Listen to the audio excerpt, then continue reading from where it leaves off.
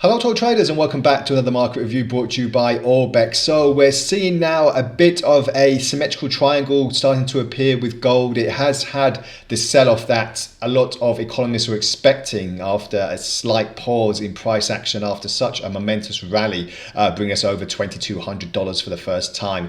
We're now trading just below that area, and we're just waiting to see if we're going to have a bit more of a drop-off, not only in gold but in silver as well. The metal market kind of suffering slightly, but then again, if you look at the momentous rallies that we've had since then, over $100 being added in just a few short sessions, it's very, very remarkable that gold has maintained and been elevated. Found some nice support now at the 2180 area potentially. So now we're just waiting to see, especially on the daily chart, as you can see here, we're just waiting to see this particular area if we're going to have any further movement to the upside on that. Obviously, this big spike here that brought us to this another record high is just kind of looking like a false spike at the moment, especially on the daily chart, with the RSI being majorly overbought as well. It's looking likely that we could be heading for a slight bearish divergence, but how bearish would that be? Would we bring price action very low in the near term? We'll have to wait and see. But as you can see here, we'll bring it onto the 4-hour charts. It's a little bit easier to comprehend.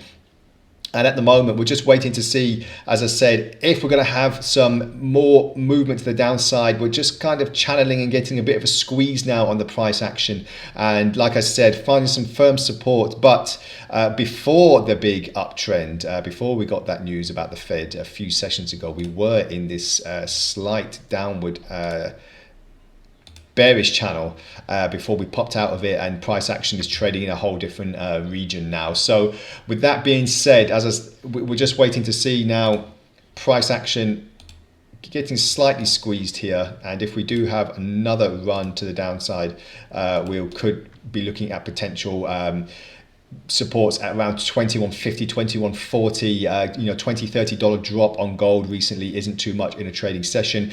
Not too much in the fundamental movement this week. We've got PCE data later in the week. Apart from that, though, not too much on the American side. Obviously, we've got Fed Chair Jerome Powell's testimony as well later in the week. That could shake the markets up slightly if we get more of a signal, if we do get more tightening, and if we do have more of a signal that rates will actually start moving to the downside.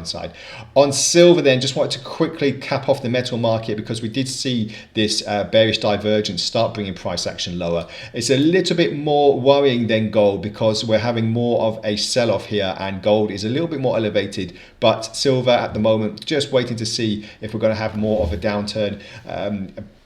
But as I said, with the metal market, it has been very, very precarious, very risky in the last few trading sessions, because when there's such a momentous rally to the upside or downside for any big commodity such as gold or silver, then we're just waiting to see if there's going to be that pullback, that reversal, and how sharp it's going to be as well. So just be careful if you are trading these metals, but look out for divergences, look out for the sharp sell-offs, because they could happen in the near term as well. We have seen it before. But if we just run back on gold again, as you can see here on the 4-hour chart, we're just waiting to see, after this rally that we saw at the end of last year, we saw another move to the downside. If we put that into a total movement, that's a very big bearish run before we got this price action to the upside, and obviously more and more buyers, attracted buyers in the market. So just keep an eye on that, as I said, and we'll keep you posted if there's any big major movements, especially on gold,